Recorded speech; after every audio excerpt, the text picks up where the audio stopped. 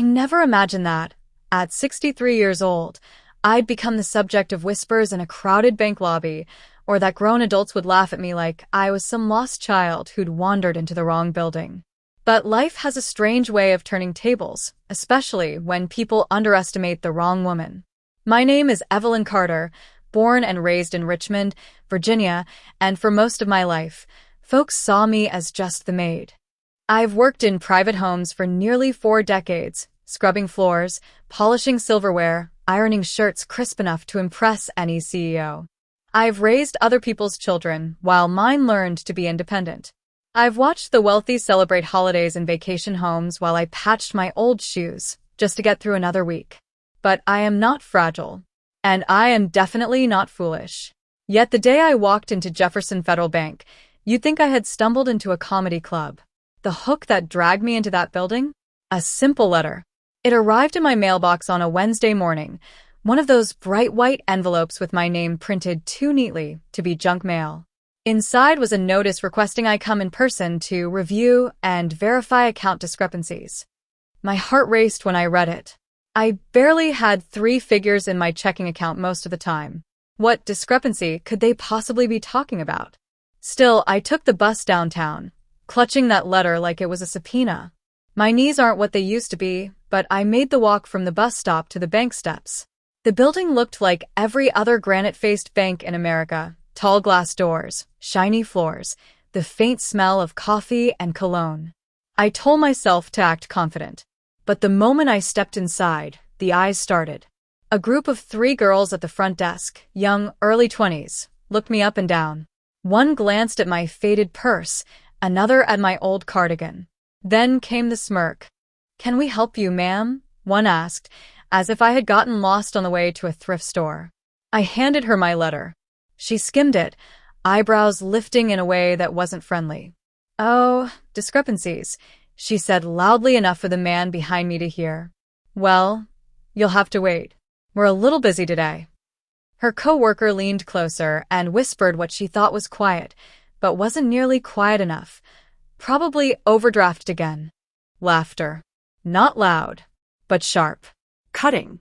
Dismissive. I felt the sting deep in my chest. I'd faced disrespect before, but something about the way they looked at me, as if poverty made me invisible or unintelligent, hit harder than it should have. I took a seat at the side bench, ignoring the stares. A man in a tailored blue suit walked in, and the same girls practically leaped to greet him. "Good morning, Mr. Reeves," they chimed, all smiles. He breezed past them with a polite nod. I didn't know his name then. But I would soon. While I waited, I thought about my daughter, Emily, 39, a schoolteacher in North Carolina. She always told me to stand up for myself more. "Mom, people walk over you because you let them," she'd say. Maybe she was right. But the truth is, I didn't come from a family that raised its voice. We endured. We survived. My mama used to say, being humble isn't a weakness unless you let people make it one. Still, sitting there with strangers laughing under their breath, I wondered if humility had its limits. After nearly 20 minutes, the clerk finally waved me over. "Ma'am, you can go to desk 3. As I walked past, the man in the blue suit glanced at me.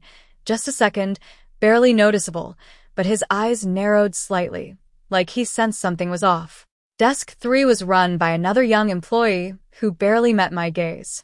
She typed my information into her computer, then suddenly froze. Her fingers hovered above the keyboard. Her eyes widened. Her posture straightened. She swallowed hard. Ms. Carter, I need to call someone."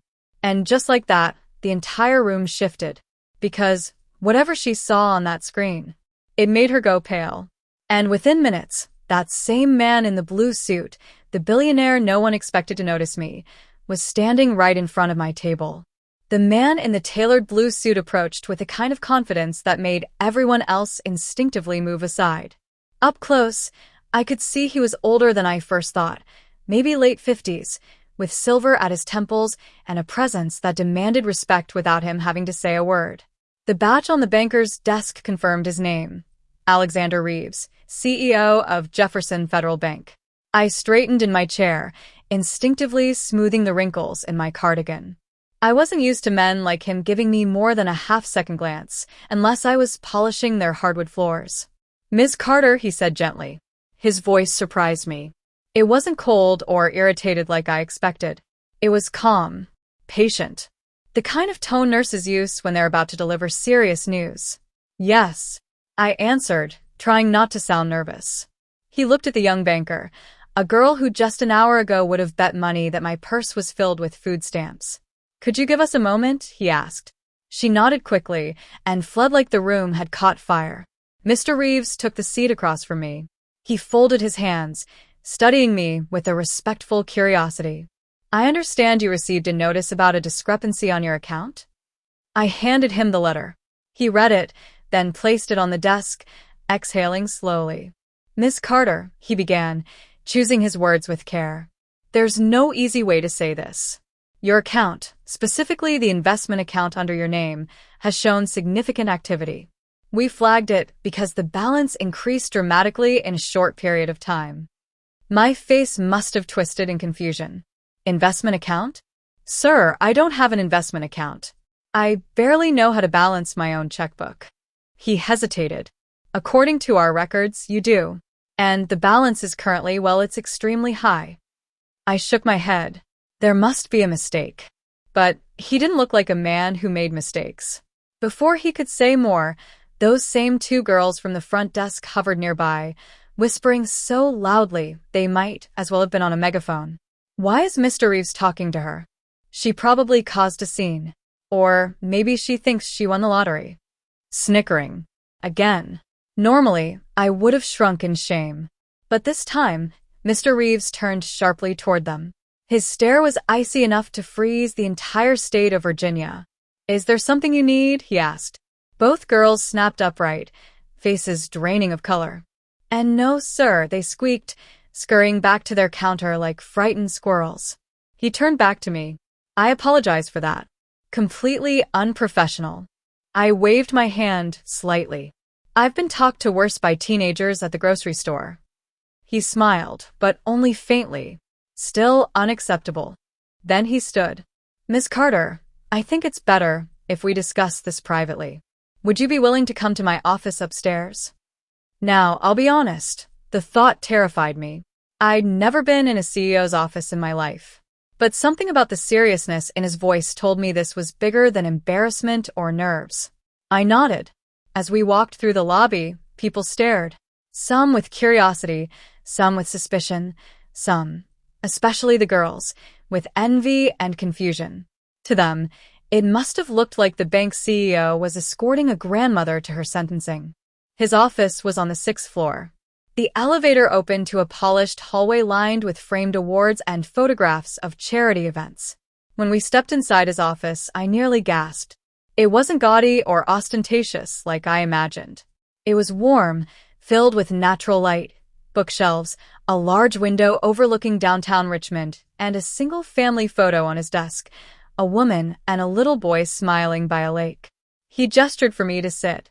"Miss Carter," he said, settling across from me. "Before we proceed, I need to ask, do you know a man named Henry Caldwell?" The name hit me like a gust of cold wind. Henry Caldwell. The one man I never expected to hear about again. The one person whose actions, good or bad, had shaped the entire direction of my life decades ago. I swallowed hard. Yes, I knew him. A long time ago. Mr. Reeves nodded slowly, leaning back in his chair. "Then you might want to brace yourself. Because everything that's happening today starts with him." I felt my breath catch the moment Mr. Reeves said Henry's name. It had been more than 30 years since I'd last spoken it out loud. 30 years since I left that part of my life buried where no one could dig it back up. But apparently someone or something had. You're sure?" I whispered. Mr. Reeves nodded. "Positive. In fact, the investment account in your name was opened by him." My pulse thudded in my ears. That cannot be. Henry didn't have money. He was a mechanic. We barely got by. "Miss Carter," he said gently, Henry Caldwell later became one of the earliest silent investors in Southeastern Tech Group.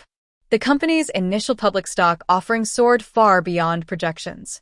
Anyone who retained their shares, well, Let's just say they became extraordinarily wealthy. I stared at him, stunned. But Henry, he never told me. He never said he invested in anything. Mr. Reeves folded his hands. The account was opened under your full name, using an address you lived at in the late 80s. He listed himself as the initial depositor, but not the beneficiary. You were always the sole owner. My throat tightened. Memories rushed back. Memories I hadn't allowed myself to revisit for decades. I met Henry when I was 25. I murmured, more to myself than him. He was kind, smart, a dreamer. But he wasn't stable. We were together only a short time. And then he left. Not in a cruel way, just a letter saying he wasn't the man I deserved. That he'd failed too many times. That I should live a better life without him holding me back. I felt my eyes sting. He disappeared after that. No calls, no forwarding address. Nothing. I paused. And now you expect me to believe he left me millions? Mr. Reeves didn't answer. He didn't have to. The truth was already sitting between us like a heavy stone. Miss Carter, he said with quiet sincerity, the account now holds just over $28 million. I froze. 28 million. The words didn't feel real. They sounded like numbers from a lottery billboard, not something attached to my life. I laughed, an involuntary, shaky sound that cracked mid-breath. Sir, I've been cleaning houses for 40 years. I patch holes in my shoes. My voice faltered. There must be a mistake. I've personally reviewed the documentation, he said. There is no mistake. I pressed a trembling hand to my forehead. But why now? Why after all these years? He hesitated, always a sign that the truth was heavy. The account remained untouched for decades. Until 3 weeks ago, when a legal notice was delivered to the bank. Henry Caldwell passed away in October. His estate triggered an automatic beneficiary release for all accounts connected to him. This one was under your name. For a moment, I couldn't speak. Henry was gone. After all these years, after disappearing without explanation, he was gone. And now this fortune, this life-changing amount of money, it felt like a ghost handing me a wrapped gift and disappearing before I could ask why. I closed my eyes, steadying myself. I just don't understand why he would do this. Why me? Why after leaving me? Mr. Reeves's expression softened. People don't always show love the right way. Sometimes they leave because they think it will spare someone pain. Sometimes they spend a lifetime trying to fix the mistakes they made. I stayed silent, absorbing every word. Then he added quietly, "There's something else. A letter." My eyes flew open. A letter? He stood, walked to his desk drawer, and pulled out an envelope, yellowed at the edges, clearly old, but sealed. My name was written across the front in handwriting I hadn't seen in 30 years. My knees felt weak. He left that for me? His attorney instructed us to give it to you once the account was verified. He handed it to me with both hands, as if it were fragile. I held it carefully, like it might crumble. The room felt too small, too warm, too full of memories I wasn't ready to relive. "Miss Carter," he said softly, "take your time. You can read it here, or you can take it home. Whatever you prefer." But I already knew I couldn't wait. I needed to know what Henry had to say. With trembling fingers, I slid my thumb under the seal and began to open the letter, each tear of the paper echoing like a heartbeat in the quiet room. My hands trembled so violently that for a moment I feared I might drop the letter. It felt impossible that something so thin, so ordinary-looking, could hold 30 years of silence, 30 years of questions I'd tucked into the corners of my heart where they wouldn't ache as much. Yet here it was. I unfolded the paper slowly. Henry's handwriting was still the same, slanted, uneven, like his thoughts always moved faster than his pen could keep up. "Evelyn," it began. Just seeing my name written in his hand made my chest tighten. I swallowed and continued. "If you're reading this, it means I've finally run out of time to explain the things I should have said long ago. I don't know what kind of life you've lived since I left, but I pray you found peace.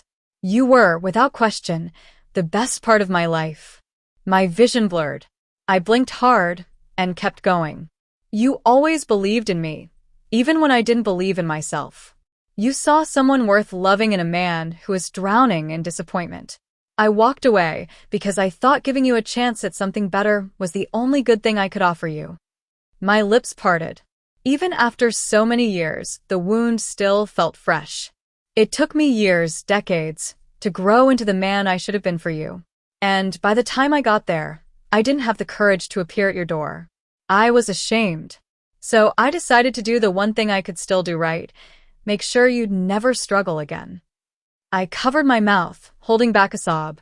The investment was a long shot. I made it at a time when I had almost nothing.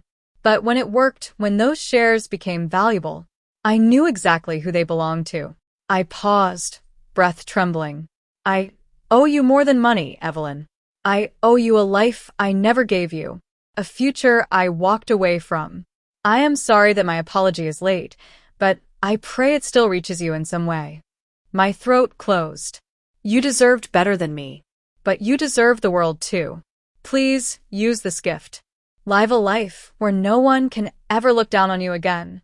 You were never just anything. You were the strongest woman I ever knew. The letter ended simply. With regret and gratitude. Henry. The paper shook in my hands as I lowered it. For a moment, the room was silent except for my unsteady breathing. The weight of what I'd read pressed against my ribs, heavy, but not crushing. More like release. Miss Carter, Mr. Reeves said quietly, "Are you all right?" I wiped my eyes with the back of my hand. I never knew. I thought he left because he didn't care. He shook his head gently. Some men leave because they love too much in all the wrong ways. I wasn't sure whether to laugh or cry. My life, my mundane, predictable, struggling life, was suddenly cracked open to reveal a deeper story I never knew I'd been living. I folded the letter carefully, pressing the crease with trembling fingers. What happens now? Well, he said, leaning back, that depends on you.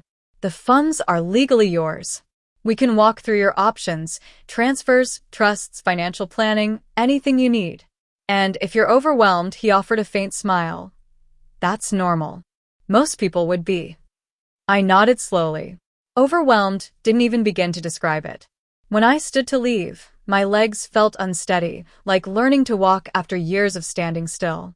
Mr. Reeves escorted me to the elevator, and for the first time, I truly noticed how respectfully he treated me. Not like a charity case, not like a liability, but like someone whose time mattered. When we reached the lobby, the eyes turned again.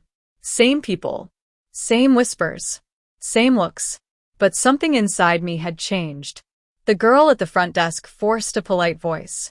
"Have a nice day, ma'am." I almost smiled. Moments ago, I would have shrunk under her judgment. Now, it felt distant, unimportant. As I stepped out onto the sidewalk, sunlight warming my face, I clutched Henry's letter to my chest. I didn't know what the coming days would look like. Wealth changes everything, but grief and gratitude change more. For the first time in years, I felt something unexpected bloom inside me. Possibility. And that was only the beginning. When I stepped outside the bank that afternoon, Richmond looked different, not because the city had changed, but because I had. The sidewalks, the storefronts, even the trees lining Main Street felt sharper, more vivid. Maybe that's what happens when life throws a lightning bolt straight through your chest. Everything glows afterward. I didn't go home right away. Instead, I walked, slow, steady, my old flats tapping against the pavement. I needed air, space, and a quiet place to untangle 30 years of emotion. I found a small bench near the James River, the kind where retirees feed ducks and teenagers take moody photographs. I sat, clutching Henry's letter, letting the breeze cool the heat behind my eyes. $28 million. A number too big to wrap my mind around. A gift too heavy to accept without breaking a little inside. For so long, I'd lived small because I had to. My world was measured in weekly paychecks, bus routes, second-hand coats, and grocery lists written with coupons in mind. Now, suddenly, All the limitations that shaped my life felt like paper walls, thin, tearable, temporary. Still, the money wasn't what shook me the most. It was the apology, the truth. The fact that someone I once loved had carried my memory quietly across decades and left me something far greater than wealth. Closure. I spent hours by the water, and as the sun dipped lower, one thought grew louder in my mind. Emily. My daughter. Strong-willed, sharp-tongued, soft-hearted Emily. She had no idea what kind of life I had lived before she was born. I never told her about Henry. I never told her about the heartbreak that shaped the choices I made. She grew up believing her mother simply worked hard because that's what life required. Now she would need to hear everything. So I called her. "Hey, Mom," she answered, her voice warm as always. "You okay? You sound different." I took a slow breath. "I need to talk to you, sweetheart. Something happened today." Within hours, she was driving up from North Carolina, insisting she wouldn't let me face anything alone. She reached Richmond just after dusk, her headlights sweeping across my porch. When she walked into the living room and saw the bank envelope on the table, she frowned. "Mom, what is all this?" Emotion for her to seat. I told her everything about the letter from the bank, the employees, Mr. Reeves, the investment account, and finally, Henry. She listened without interrupting, though her eyebrows climbed higher with each revelation.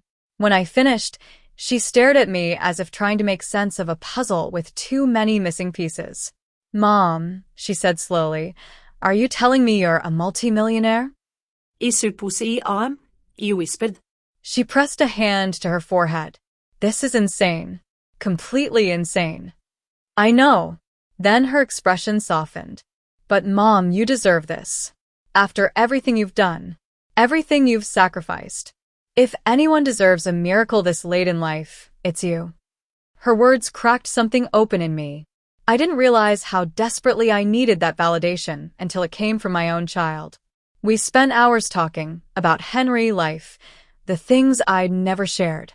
And Emily, bless her heart, wasn't angry. She was grateful, compassionate, curious. She held my hand when I cried, laughed when I tried to joke about being an accidental millionaire, and promised she'd help me navigate whatever came next.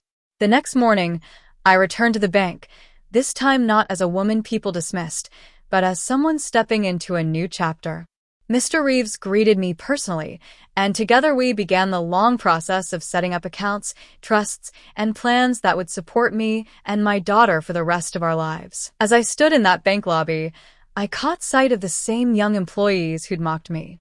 They lowered their eyes quickly, embarrassment written across their faces. And for once, I didn't feel anger or pride. I felt grace. They didn't know my story. They didn't know the years I spent surviving, or the love I'd lost, or the unexpected miracle that walked back into my life through a letter. People judge what they think they see. But life always has depth they can't imagine. And as I walked out of Jefferson Federal Bank, wealthy, wiser, and finally free, I realized something. Money can change circumstances, but truth changes a person. Henry's gift wasn't just financial. It was the final piece of a story I didn't know needed closing. And now, at 63 years old, I finally had the chance to write a brand new beginning, one not defined by struggle, but by choice, hope, and possibility. The kind of beginning I once thought only belonged to other people. The kind that, against all odds, had finally found its way to me.